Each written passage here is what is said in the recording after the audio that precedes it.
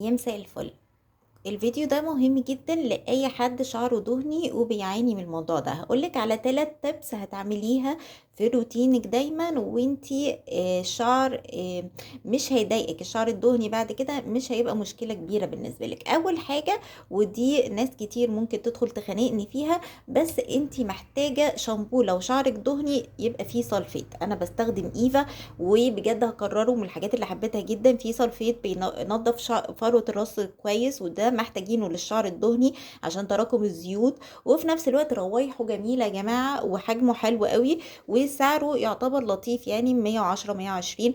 فبجد وكمان في زيوت كتير لطيفه واكستراكتس كتير حلوه قوي، جوجوبا اويل وفي هيلورونيك وفي حاجات تانية كتير، وروايحه بجد خطيره وجميله جدا. فمهم قوي ان انت تستخدمي شامبو فيه سلفيت، عشان السلفيت هينضف لك فروه الراس كويس. ومش كل الشامبوهات اللي يقولوا لك بلاش سلفيت نمشي وراهم وخلاص، واحنا مش عارفين ان ده هيفيدنا ولا مش هيفيدنا.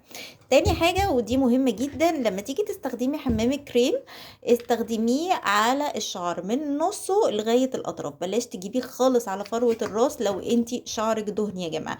ده هيزود الطينة بلة. فلما تيجي تستخدمي حمام الكريم، ما بستغناش عنه حمام الكريم على فكرة، علشان بيخلي لي الشعر سموز وطري وبيبقى تسريحه سهل. بس مهم ما تجيبهوش على فروة الشعر.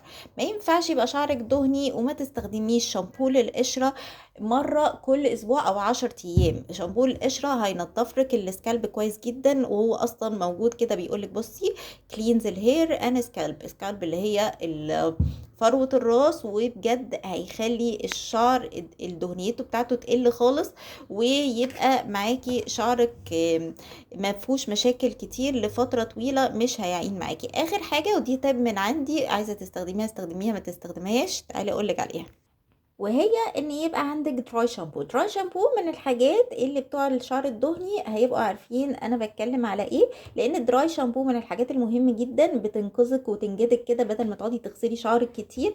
فبجد من يعني وقت ما انتي شعرك بيدهن كده مرة واحدة وعايزة تخرجي، ده مهم يبقى عندك يعني عايزة اقولك ان يعني ده السيفر بتاعك. تمام. بس مهم لما تيجي تستخدمي دراي شامبو ان انتي تشطفيه تاني يوم بالكتير، يعني يعني بعد يومين بالكتير، يعني تسيبيه يوم مثلا يعني واليوم التاني تشطفيه. تمام. او تغسليه، لان اللي هو بيبقى فيه مليان طبعا حاجات كتير كيميكالز، فهتضر فروة الشعر، هتسبب قشرة، هتسبب انه يقع. فمهم ان ده يبقى يعني ده سيفر كده، يعني ده بس تستخدميه كريسكيو كده للاوقات الطارئة. بس مهم ان انت لو حطيتيه النهارده ممكن تسيبيه يوم، لكن اليوم اللي بعديه، لكن تالت يوم بالكتير لازم يكون مشطوف ومغسول من شعرك كويس جدا.